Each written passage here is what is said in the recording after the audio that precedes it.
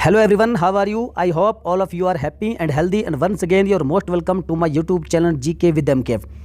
मेरे प्यारे सभी साथियों, ध्यानपूर्वक सुनिएगा मेरी बातों को। यदि किसी भाई बहन का आने वाले समय में आने वाले कम से कम 6 महीनों में यदि आपका कोई भी एग्ज़ाम है, किसी भी स्टेट की कोई भी परीक्षा है, तो फ्रेंड्स आप सभी के लिए ये वीडियो मोस्ट इम्पोर्टेंट है, क्योंकि इस वीडियो में आपको मात्र 25 मोस्ट इम्पोर्टेंट MCQs के माध्यम से पूरे सितंबर महीने के 3rd वीक का पूरा करंट अफेयर्स आपको कवर कराया जाएगा। फ्रेंड्स, आपको मालूम है कि हमने वीकली करंट अफेयर्स की जो वीडियो है वह पूरी हम अपने चैनल पर डालते हैं, और यदि आपको सितंबर महीने के 1st और 2nd वीक की करंट अफेयर्स चाहिए तो आप चैनल के प्लेलिस्ट में जाइएगा, वहां आपको दोनों सप्ताह की करंट अफेयर्स मिल जाएगी। इसलिए फ्रेंड्स, वीडियो को बिना स्किप के एंड तक पूरा ध्यान से देखिएगा और प्रश्नों को नोट जरूर करिएगा और उन्हें बार बार रिवाइज करिएगा, क्योंकि आने वाले किसी भी परीक्षा के एग्जाम के दृष्टिकोण से ये वीडियो मोस्ट इंपॉर्टेंट है। इसमें कई प्रश्न तो बिल्कुल रामबाण हैं जो लगभग 100% आएंगे ही आएंगे। तो चलिए फ्रेंड्स, देखते हैं वे प्रश्न कौन से हैं जो लगभग आने वाले हैं। हालांकि सभी करंट अफेयर्स इंपॉर्टेंट होती है, लेकिन उसमें से भी कुछ प्रश्न ऐसे होते हैं जिनके आने की संभावनाएं 100% से भी ज़्यादा बनती है। तो चलिए फ्रेंड्स, वीडियो को धुआं करने के लिए रेडी हो जाइए, जिसका पहला प्रश्न इस प्रकार है। हाल ही में किस मंत्रालय द्वारा एक पहल अभियान की शुरुआत की गई है? आपके ऑप्शन हैं शिक्षा मंत्रालय, सामाजिक न्याय एवं अधिकारिता मंत्रालय, कानून एवं न्याय मंत्रालय, या फिर ऑप्शन नंबर डी पर्यावरण एवं वन मंत्रालय। फ्रेंड्स, ध्यान रखिएगा, जब भी कोई पहल, कोई अभियान या कोई योजना गवर्नमेंट के द्वारा लॉन्च की जाती है तो वह इंपॉर्टेंट हो जाती है हमारे लिए, क्योंकि ऐसे प्रश्न अक्सर पूछे जाते हैं। तो साथियों, इसका राइट आंसर हो जाएगा ऑप्शन नंबर सी, कानून एवं न्याय मंत्रालय। अब किस प्रकार से, वह ध्यान से सुनिएगा। जो कानून एवं न्याय मंत्रालय ने हाल ही में एक पहल अभियान की शुरुआत की है। इसका उद्देश्य टेली लॉ के तहत कानूनी जानकारी के लिए संचार एवं सूचना प्रौद्योगिकी का उपयोग करके बड़े पैमाने पर पंजीकरण को प्रोत्साहन देना है। तो फ्रेंड्स, समझ गए होंगे, मोस्ट इंपॉर्टेंट ये क्वेश्चन है। ये पहल किसकी है? कानून एवं न्याय मंत्रालय की है, और इसने एक पहल अभियान इसकी शुरुआत की है, और इसका उद्देश्य है कि टेली लॉ के माध्यम से संचार एवं सूचना प्रौद्योगिकी का उपयोग करके बड़े पैमाने पर जो पंजीकरण है उसको प्रोत्साहित करना है। चलिए फ्रेंड्स, मोस्ट इंपॉर्टेंट क्वेश्चन है, आगे बढ़ते हैं। अगला प्रश्न है, निम्नलिखित में से किस राज्य सरकार ने इलेक्ट्रॉनिक्स उद्योगों को बढ़ावा देने के लिए इलेक्ट्रॉनिक पार्क की स्थापना करने की घोषणा की है? मोस्ट इंपॉर्टेंट क्वेश्चन है, और खास कर उत्तर प्रदेश वाले तो ध्यान से सुनिएगा, आपके लिए मोस्ट इंपॉर्टेंट क्वेश्चन है और ये 100% आएगा परीक्षा में। इसलिए इसका राइट आंसर हो जाएगा ऑप्शन नंबर ए, उत्तर प्रदेश। साथियों, उत्तर प्रदेश ने इलेक्ट्रॉनिक उद्योगों को बढ़ावा देने के लिए, इलेक्ट्रॉनिक उद्योगों में आते हैं जैसे कि आपके रेडियो, टेलीविज़न, आपका जितने भी मोबाइल है, और जितने भी आपके घर में इलेक्ट्रॉनिक उपकरण, चाहे वह टीवी है, इंडक्शन है, और इस प्रकार से जितने भी आपके आइटम्स हैं वे सभी इलेक्ट्रॉनिक उद्योगों के अंतर्गत आते हैं। तो हाल ही में उत्तर प्रदेश सरकार ने इलेक्ट्रॉनिक उद्योगों को बढ़ावा देने के लिए इलेक्ट्रॉनिक पार्क की स्थापना करने की घोषणा की है। और इसमें क्या होगा, इस पार्क में इलेक्ट्रॉनिक उपकरणों का निर्माण करने वाली कंपनियों को अपनी इकाइयाँ स्थापित करने के लिए प्रोत्साहित किया जाएगा। अर्थात इलेक्ट्रॉनिक उपकरण बनाने वाली जो कंपनियां हैं वे सभी यहाँ पर अपनी इकाइयाँ, अपने उद्योग लगा सकती है। इसलिए ये बहुत ही मोस्ट इंपॉर्टेंट क्वेश्चन बन जाता है, और याद रखिएगा, खासकर उत्तर प्रदेश की जो भी परीक्षा आने वाली है उन सभी के लिए मोस्ट इंपॉर्टेंट क्वेश्चन है। तो इलेक्ट्रॉनिक पार्क कहाँ स्थापित हो रहा है? उत्तर प्रदेश में। चलिए आगे बढ़ते हैं। अगला प्रश्न इस प्रकार है कि हाल ही में हिंद प्रशांत क्षेत्र में सहयोग बढ़ाने हेतु 3 देशों के मध्य नई त्रिपक्षीय साझेदारी, जिसका नाम दिया गया ऑकस, की घोषणा की गई है। अब इनमें से कौन सा देश इसमें शामिल नहीं है? अमेरिका, भारत, यूके या फिर ऑस्ट्रेलिया? तो साथियों, इसका राइट आंसर है option number B, Bharat. Friends, ये जो त्रिपक्षीय साझेदारी है इसमें भारत शामिल नहीं है। अब समझिएगा कि ऑकस है क्या। फ्रेंड्स, हाल ही में USA, यूके और ऑस्ट्रेलिया ने हिंद प्रशांत क्षेत्र में सहयोग बढ़ाने हेतु त्रिपक्षीय साझेदारी ऑकस की घोषणा की है।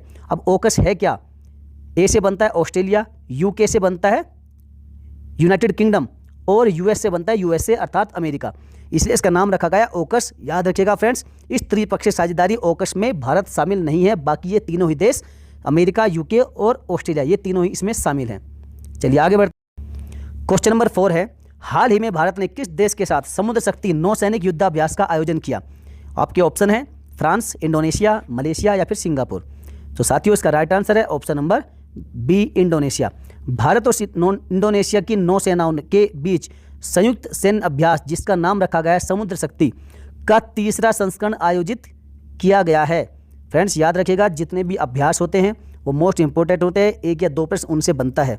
तो इसलिए याद रखिएगा, भारत और इंडोनेशिया के बीच में तीसरा संस्करण आयोजित किया गया है किसका? समुद्र शक्ति नौसैनिक अभ्यास का। चलिए आगे बढ़ते हैं। क्वेश्चन नंबर 5, हाल ही में जारी ग्लोबल इनोवेशन इंडेक्स 2021 के संबंध में कौन सा कथन सही नहीं है? यह विश्व बौद्धिक संपदा संगठन द्वारा जारी किया गया। इसमें प्रथम स्थान स्वीडन को प्राप्त हुआ। इसमें भारत का 46वां स्थान रहा, या उपरोक्त सभी सही हैं। तो फ्रेंड्स इसका राइट आंसर क्या हो जाएगा? इसका राइट आंसर हो जाएगा ऑप्शन नंबर बी, इसमें प्रथम स्थान स्वीडन को प्राप्त हुआ। यह गलत है। क्यों? क्योंकि यहाँ ध्यान दीजिएगा, ग्लोबल इनोवेशन इंडेक्स 2021 में प्रथम स्थान स्विट्जरलैंड को प्राप्त हुआ है, न कि स्वीडन को, और भारत का इसमें 40वां स्थान रहा है, जबकि 2020 में भारत का 48वां स्थान रहा था। फ्रेंड्स याद रखिएगा, भारत की स्थिति लगातार सुधर रही है, साल दर साल भारत इसमें सुधार कर रहा है, और भारत का अभी स्थान कौन सा है? 40वां स्थान है, जो कि 2020 में 48वां स्थान रहा था। चलिए आगे बढ़ते हैं। क्वेश्चन नंबर 6, हाल ही में किस राज्य के 2 उत्पाद सिरारखोंग मिर्च तथा तामेंगलोंग मैंड्रिन संतरे को जीआई टैग प्रदान किया गया है? मोस्ट इंपॉर्टेंट क्वेश्चन है। महाराष्ट्र, आंध्र प्रदेश, असम या फिर मणिपुर? तो साथियों इसका राइट आंसर है ऑप्शन नंबर डी, मणिपुर। साथियों जो भी ये जियोग्राफिकल इंडिकेशंस वाले क्वेश्चंस होते हैं मोस्ट इंपॉर्टेंट होते हैं, 1 या 2 प्रश्न ऐसा आता है। हाल ही में मणिपुर राज्य के 2 उत्पाद सिरारखोंग मिर्च और तामेंगलोंग मैंड्रिन संतरे को जीआई टैग प्रदान किया गया है। मोस्ट इंपॉर्टेंट क्वेश्चन है, याद रखिएगा। और ये कहाँ के हैं? ये मणिपुर के हैं। 2 उत्पाद कौन से? सिरारखोंग मिर्च और तामेंगलोंग मैंड्रिन। फ्रेंड्स याद रखिएगा, इस सिरारखोंग मिर्च को यहाँ पर हाथी मिर्च के नाम से जानते हैं। जो इसका लोकल शब्द है वह हाथी मिर्च के नाम से भी इस सिरारखोंग मिर्च को जानते हैं। आगे बढ़ते हैं। क्वेश्चन नंबर 7, हाल ही में वायुसेना के नए प्रमुख के रूप में किसे नियुक्त किया गया? राकेश सिंह भदौरिया, राजीव कुमार बंसल, विवेक राम चौधरी या फिर पंकज कुमार सिंह? आपका राइट आंसर हो जाएगा ऑप्शन नंबर सी, विवेक राम चौधरी। और ये आप देख पा रहे हैं इमेज में विवेक राम चौधरी जी, जिन्हें अभी नियुक्त किया गया हाल ही में, और किसके स्थान पर? राकेश सिंह भदौरिया के स्थान पर इन्हें नियुक्त किया गया है। हाल ही में वायुसेना के नए प्रमुख के रूप में विवेक राम चौधरी को नियुक्त किया गया है, और ये राकेश कुमार सिंह भदौरिया का स्थान लेंगे। चलिए मोस्ट इंपॉर्टेंट क्वेश्चन है, आगे बढ़ते हैं। क्वेश्चन नंबर 8, 400 डेज पुस्तक निम्नलिखित में से किसके द्वारा लिखी गई है? मोस्ट इंपॉर्टेंट क्वेश्चन है, ट्रिपल स्टार इस पर लगा लीजिएगा, छाप लीजिएगा। आपके ऑप्शन है चेतन भगत, अमिताभ घोष, झुम्पा लहरी या फिर रस्किन बॉन्ड? इसका right answer option number A, Chetan Bhagat. ये आप देख पा रहे हैं चेतन भगत को, और ये इनकी पुस्तक है जो इन्होंने लिखी है 400 डेज के नाम से। यह पुस्तक चेतन भगत द्वारा लिखी गई है, जिसका प्रकाशन अक्टूबर 2021 में किया जाएगा। फ्रेंड्स याद रखिएगा, ये अक्टूबर 2021 में लॉन्च की होगी ये पुस्तक, जिसका नाम है 400 डेज, और जिसको लिखा है चेतन भगत ने। चलिए आगे बढ़ते हैं। क्वेश्चन नंबर 9, 17 सितंबर 2021 को संघाई सहयोग संगठन के राष्ट्रीय अध्यक्षों की बैठक कहाँ आयोजित की गई? ताशकंद, दुशानबे, बिश्केक या फिर बीजिंग? तो फ्रेंड्स इसका जो राइट आंसर है वह हो जाएगा ऑप्शन नंबर बी, दुशानबे। अब कैसे, इसको थोड़ा डिटेल से समझते हैं। सितंबर 2021 में संघाई सहयोग संगठन के राष्ट्रीय अध्यक्षों की बैठक तजाकिस्तान की राजधानी दुशानबे में आयोजित की गई। इसमें भारत का प्रतिनिधित्व विदेश मंत्री एस जयशंकर ने किया तथा प्रधानमंत्री नरेंद्र मोदी ने इसे वर्चुअल रूप से संबोधित किया। आगे बढ़ते हैं। क्वेश्चन नंबर 10, हाल ही में भारत के किस राज्य या केंद्र शासित प्रदेश में दुनिया के सबसे ऊंचे इलेक्ट्रिक वाहन चार्जिंग स्टेशन का निर्माण किया गया है? मोस्ट इंपॉर्टेंट क्वेश्चन है फ्रेंड्स। यदि आप इसका राइट आंसर लद्दाख सोच रहे हैं तो आप बिल्कुल गलत हैं, क्योंकि इसका राइट आंसर हो जाएगा option number C, Himachal Pradesh. चलिए इसका राइट आंसर होगा friends option number C, Himachal Pradesh. Himachal Pradesh के ताजा में, कहाँ पर? हिमाचल प्रदेश के ताजा में दुनिया के सबसे ऊंचाई पर स्थित इलेक्ट्रिक वाहन चार्जिंग स्टेशन का निर्माण किया गया है। इसकी ऊंचाई 500 फीट है तथा इसकी स्थापना गो ईगो कंपनी ने की है। ये फ्रेंड्स याद रखिएगा, ये प्रश्न अक्सर ऐसे पूछे जाते हैं, तो याद रखिएगा इसका राइट आंसर हो जाएगा हिमाचल प्रदेश। आगे बढ़ते हैं फ्रेंड्स। क्वेश्चन नंबर 11, स्वास्थ्य एवं परिवार कल्याण मंत्रालय द्वारा बाल मृत्यु दर को कम करने के उद्देश्य से हाल ही में किस पहल की शुरुआत की गई है? आयुष, मुस्कान, संवेदना या फिर सार्थक? तो फ्रेंड्स याद रखिएगा, इसका राइट आंसर हो जाएगा ऑप्शन नंबर बी, मुस्कान। हाल ही में स्वास्थ्य एवं परिवार कल्याण मंत्रालय द्वारा मुस्कान पहल की शुरुआत की गई है, और इसका उद्देश्य बाल मृत्यु को दर को कम करने के लिए सार्वजनिक स्वास्थ्य सुविधाओं को गुणवत्तापूर्ण बनाना है। आप जानते हैं कि बच्चों में अधिकतर ऐसे रोग हो जाते हैं जिनका उपचार समय पर ना मिलने से बहुत गंभीर बीमारी का रूप ले लेते हैं। इसलिए इस सब से बचने के लिए एक पहल की शुरुआत की गई है जिसका नाम है मुस्कान, और इसका उद्देश्य है जो बच्चों में बढ़ती मृत्यु दर है उसको कम करने के लिए सार्वजनिक स्वास्थ्य सुविधाओं को गुणवत्तापूर्ण बनाना है, अर्थात जो सार्वजनिक स्वास्थ्य सुविधाएं हैं उनको बढ़ाना है, उनमें बढ़ोतरी करनी है और उनको गुणवत्तापूर्ण बनाना है, ये इसका उद्देश्य है। चलिए आगे बढ़ते हैं। क्वेश्चन नंबर 12, हाल ही में किस अंतरिक्ष कंपनी द्वारा इंस्पिरेशन 4 मिशन को लॉन्च किया गया? नासा, इसरो, स्पेसएक्स या फिर जाक्सा? तो फ्रेंड्स इसका जो राइट आंसर है वह हो जाएगा ऑप्शन नंबर सी, स्पेसएक्स। हाल ही में स्पेसएक्स कंपनी ने इंस्पिरेशन 4 मिशन को लॉन्च किया है और यह पहली बार था जब रॉकेट में कोई पेशेवर अंतरिक्ष यात्री नहीं था। इसका नेतृत्व जेरड इसाक मैन ने किया है। ये मोस्ट इंपॉर्टेंट फ्रेंड्स, इसको छाप लीजिएगा और आप कमेंट में करके बताइएगा कि स्पेस एक्स कंपनी के मालिक कौन है। बहुत ही फेमस प्रसिद्ध व्यक्ति हैं, उनका नाम आप कमेंट बॉक्स में फटाफट से छापिएगा कि स्पेस एक्स कंपनी के मालिक कौन है जिन्होंने हाल ही में इंस्पिरेशन 4 मिशन को लॉन्च किया है। चलिए आगे बढ़ते हैं। क्वेश्चन नंबर 13, निम्न में से किसे राष्ट्रीय फ्लोरेंस नाइटिंगेल पुरस्कार 2020 से सम्मानित किया गया है? SV. Saraswati, doctor V Shanta, रीति राधाकृष्णन या फिर अरुणा गोस्वामी? तो फ्रेंड्स आपका राइट आंसर हो जाएगा ऑप्शन नंबर ए, एस.वी. सरस्वती। और यह है एस.वी. सरस्वती। सैन्य नर्सिंग सेवा के उप महानिदेशक ब्रिगेडियर एस.वी. सरस्वती को राष्ट्रीय फ्लोरेंस नाइटिंगेल पुरस्कार 2020 से सम्मानित किया गया है। यह एक नर्स को दिया जाने वाला सर्वोच्च राष्ट्रीय सम्मान है। कौन सा? राष्ट्रीय फ्लोरेंस नाइटिंगेल पुरस्कार, और ये मिला है ब्रिगेडियर एस.वी. सरस्वती को। चलिए आगे बढ़ते हैं। क्वेश्चन नंबर 14, हाल ही में किस संस्था के द्वारा प्रगति मोबाइल ऐप को लॉन्च किया गया है? इलेक्ट्रॉनिक्स एवं सूचना प्रौद्योगिकी मंत्रालय, भारतीय जीवन बीमा निगम, सामाजिक न्याय एवं अधिकारिता मंत्रालय या फिर सेंट्रल बैंक ऑफ इंडिया? तो इस इंपॉर्टेंट क्वेश्चन का राइट आंसर हो जाएगा option number B, Bharatiya Jeevan बीमा निगम। भारतीय जीवन बीमा निगम ने अपने अधिकारियों के उपयोग के लिए प्रगति मोबाइल ऐप को लॉन्च किया है। इसके तहत वे प्रीमियम संग्रह, संभावित एमडीआरटी, एजेंसी सक्रियण आदि की जानकारी प्राप्त कर सकते हैं। तो फ्रेंड्स याद रखिएगा, LIC कंपनी ने अपने जो कर्मचारी हैं उनकी सुविधाओं को बढ़ाने के लिए ये ऐप लॉन्च किया है जिसका नाम है प्रगति मोबाइल ऐप। चलिए आगे बढ़ते हैं। क्वेश्चन नंबर 15, सितंबर 2021 में भारत के किन 2 राज्यों, केंद्र शासित प्रदेशों के समुद्री तटों को ब्लू फ्लैग प्रमाणन प्रदान किया गया है? साथियों मोस्ट इंपोर्टेंट क्वेश्चन है एनवायरनमेंट के दृष्टिकोण से, और ऐसे क्वेश्चन अक्सर पूछे जाते हैं जिनका संबंध एनवायरनमेंट से होता है। तो आपका राइट आंसर क्या हो सकता है? आपके ऑप्शन है तमिलनाडु और केरल, आंध्र प्रदेश और केरल, तमिलनाडु और पुडुचेरी या फिर पुडुचेरी और गोवा? तो साथियों आपके राइट आंसर है ऑप्शन नंबर सी, तमिलनाडु और पुडुचेरी। किस प्रकार से समझिए, हाल ही में तमिलनाडु और पुडुचेरी के समुद्र तटों को ब्लू फ्लैग प्रमाण पत्र दिया गया है। भारत में अब ब्लू फ्लैग प्रमाण पत्र समुद्र तटों की संख्या 10 हो गई है। पहले कितनी थी? पहले 8 थी। Blue flag foundation for environment education Denmark द्वारा दिया जाने वाला यह अंतर्राष्ट्रीय इको स्तरीय टैग है। फ्रेंड्स यहाँ पर कई प्रश्न बनते हैं, पूछा जा सकता है कि ये जो अवार्ड है कौन सा? Blue flag foundation. ये ब्लू फ्लैग प्रमाण जो है ये प्रमाणन कौन देता है? तो यह प्रमाण पत्र देता है डेनमार्क की कंपनी है जिसका नाम है blue flag foundation for environment education, और यह एक अंतर्राष्ट्रीय इको स्तरीय टैग है। अर्थात ये उन समुद्री तटों को मिलता है जहाँ पर साफ सफाई अधिक होती है, जहाँ पर कचरे का प्रबंधन ठीक प्रकार से होता है। अर्थात कहने का मतलब है कि जो समुद्र तट बिल्कुल साफ सफाई से संबंधित रहते हैं और कचरे का वहाँ पर बिल्कुल विधिवत प्रबंधन होता है, तो ऐसे समुद्र तटों को ये ब्लू फ्लैग प्रमाणन दिया जाता है, जो ये सिद्ध करता है कि ये समुद्र तट बिल्कुल साफ हैं और ये एनवायरनमेंट के दृष्टिकोण से बहुत ही अच्छा कार्य करते हैं, अर्थात ये एनवायरनमेंट को नुकसान नहीं पहुंचाते। चलिए आगे बढ़ते हैं। क्वेश्चन नंबर 16, एशियाई स्नूकर चैंपियनशिप 2020 का खिताब किसने जीता? पंकज आडवाणी, गीत सेठी, आमिर सरखोश या फिर चेंग काववाई? तो आपका राइट आंसर है ऑप्शन नंबर ए, पंकज आडवाणी। तो फ्रेंड्स यह एक भारतीय हैं और एशियाई स्नूकर चैंपियनशिप 2021 याद रखिएगा, मोस्ट इंपॉर्टेंट है, करंट का क्वेश्चन। इनका जो खिताब है भारत के पंकज आडवाणी ने जीता है। उन्होंने फाइनल में किसे? ईरान के अमीर सरखोश, किसे? ईरान के अमीर सरखोश को हराकर ये खिताब जीता है एशियाई स्नूकर चैंपियनशिप 2021 का। तो याद रखिएगा मोस्ट इंपॉर्टेंट क्वेश्चन है, राइट आंसर पंकज आडवाणी। चलिए आगे बढ़ते हैं फ्रेंड्स। अगला क्वेश्चन इस प्रकार है, हाल ही में पंजाब के नए मुख्यमंत्री कौन बने हैं?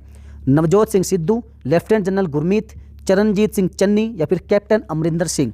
मोस्ट इंपॉर्टेंट क्वेश्चन है। हाल ही में बहुत घमासान के बाद, बड़ी ही जद्दोजहद के बाद पंजाब के नए मुख्यमंत्री चुन लिए गए हैं जिनका नाम है चरणजीत सिंह चन्नी, और ये आपके सामने चन्नी साहब। हाल ही में चरणजीत सिंह चन्नी पंजाब के नए मुख्यमंत्री बने हैं। इससे पहले कैप्टन अमरिंदर सिंह पंजाब के मुख्यमंत्री थे, जिन्होंने अभी कांग्रेस से इस्तीफा भी दे दिया है। हालांकि अभी तक उन्होंने कोई घोषणा नहीं की है कि वह कहाँ जाएंगे या कौन सी अपनी नई पार्टी बनाएंगे या क्या करेंगे। अभी तक उन्होंने अपने पत्ते नहीं खोले हैं। मोस्ट इंपॉर्टेंट क्वेश्चन है, चरणजीत सिंह चन्नी जो कि एक दलित श्रेणी से आते हैं, इनको बनाया गया है पंजाब का नया मुख्यमंत्री, और किसके स्थान पर? कैप्टन अमरिंदर सिंह के स्थान पर। चलिए आगे बढ़ते हैं। क्वेश्चन नंबर 18, सतत विकास लक्ष्यों को प्राप्त करने के लिए हाल ही में किसे SDG प्रोग्रेस अवार्ड प्रदान किया गया है? फ्रेंड्स, ये भी एनवायरनमेंट का मोस्ट इंपॉर्टेंट करंट अफेयर्स का क्वेश्चन है। नरेंद्र मोदी, जो बिडेन, लोटे शेरिंग या फिर शेख हसीना। यदि आप नरेंद्र मोदी या जो बाइडेन सोच रहे हैं तो फ्रेंड्स बिल्कुल आप रॉन्ग हैं, क्योंकि इसका right answer option number D, Sheikh Hasina ji. और शेख हसीना कहाँ की प्रधानमंत्री है? तो ये फ्रेंड्स ये बांग्लादेश की प्रधानमंत्री है शेख हसीना जी, ये है शेख हसीना। और सतत विकास, जो फ्रेंड्स सतत विकास समाधान नेटवर्क द्वारा बांग्लादेश की प्रधानमंत्री शेख हसीना को बांग्लादेश की प्रगति और सतत विकास लक्ष्यों को प्राप्त करने के लिए SDG प्रोग्रेस अवार्ड से सम्मानित किया गया है। ये मोस्ट इंपॉर्टेंट क्वेश्चन है कि SDG अवार्ड से सम्मानित किया गया है किसे? शेख हसीना को। चलिए याद रखिएगा, आगे बढ़ते हैं। क्वेश्चन नंबर 19 है कि निम्न में से किस मंत्रालय के द्वारा हाल ही में स्पिन योजना की शुरुआत की गई है? फ्रेंड्स, सभी प्रश्न एक से बढ़कर एक दमदार हैं। यदि आपने अभी तक चैनल को सब्सक्राइब नहीं किया तो चैनल को सब्सक्राइब करके जुड़ जाइए हमारे इस दमदार चैनल से, जहां पर आपको हर कैटेगरी की हर वीडियो आपको मिलेगी, चाहे आपके करंट अफेयर्स की क्लासेस हों या आपका एनवायरनमेंट हो, ज्योग्राफी हो, हिस्ट्री हो, या फिर यूपी का कोई भी एग्जाम हो, UPSI हो या फिर UPPCS हो। यहाँ पर आपको हर प्रकार की वीडियो मिलेगी, हर प्रकार की आपको सुविधा प्रदान की जाएगी। इसलिए फ्रेंड्स हमारे चैनल से आज ही जुड़ जाइए। तो चलिए आगे बढ़ते हैं प्रश्न की ओर। स्पिन योजना की शुरुआत किसके द्वारा की गई है? वाणिज्य एवं उद्योग मंत्रालय, पर्यावरण वन एवं जलवायु परिवर्तन मंत्रालय, सूक्ष्म लघु एवं मध्यम उद्योग मंत्रालय या फिर ग्रामीण विकास मंत्रालय। तो आपका राइट आंसर है ऑप्शन नंबर सी, सूक्ष्म लघु एवं मध्यम उद्योग मंत्रालय, अर्थात MSME मंत्रालय के द्वारा ही ये स्पिन योजना लॉन्च की गई है। सूक्ष्म लघु एवं मध्यम उद्योग मंत्रालय द्वारा हाल ही में स्पिन योजना की शुरुआत की गई है। और इसका उद्देश्य क्या है? यह समझने के लिए बहुत ही इंपॉर्टेंट है। इसका उद्देश्य है प्रधानमंत्री शिशु मुद्रा योजना के तहत पंजीकृत कुम्हारों को ऋण प्रदान करना। किसको? कुम्हारों को। और कुम्हार कौन होते हैं फ्रेंड्स? जो भी मिट्टी के बर्तन वगैरह बनाते हैं उन्हीं को हम कुंभकार या कुम्हार कहते हैं। और उन्हीं के लिए प्रधानमंत्री साहब ने यह मोस्ट इंपॉर्टेंट जो योजना है स्पिन योजना, इसकी शुरुआत की है। और जिसका उद्देश्य है कि प्रधानमंत्री शिशु मुद्रा योजना के तहत पंजीकृत कुम्हारों को ऋण प्रदान करता है, उन्हें लोन देना है। और किसने ये लॉन्च की है? सूक्ष्म लघु एवं मध्यम उद्योग मंत्रालय अर्थात MSME सेक्टर के द्वारा ये स्पिन योजना लॉन्च की गई है। चलिए आगे बढ़ते हैं। क्वेश्चन नंबर 20, हाल ही में कौन सा देश SCO का 9वां सदस्य देश बन गया है? ईरान, इराक, सऊदी अरब या फिर अफगानिस्तान। तो इसका राइट आंसर है ऑप्शन नंबर ए, ईरान। साथियों याद रखिएगा, पहले इसमें 8 सदस्य थे। सबसे पहले जब ये इसकी स्थापना हुई थी तब इसमें कितने? 6 सदस्य थे, देश थे। लेकिन फिर उसमें 8 हुए, भारत और पाकिस्तान उसमें जुड़े। उसके बाद में 9वां सदस्य अब बन गया ईरान। तो चलिए समझते हैं इसे। संघाई सहयोग संगठन अर्थात SCO के 21वें शिखर सम्मेलन में ईरान SCO का 9वां सदस्य देश बन गया है। इससे पहले SCO के सदस्य देश चीन, रूस, कजाकिस्तान, उज्बेकिस्तान, किर्गिस्तान, भारत और पाकिस्तान से। फ्रेंड्स इसको आप तजाकिस्तान कर लीजिए। यहाँ पर Kazakhstan, Tajikistan, Uzbekistan, Kyrgyzstan, Bharat और पाकिस्तान थे।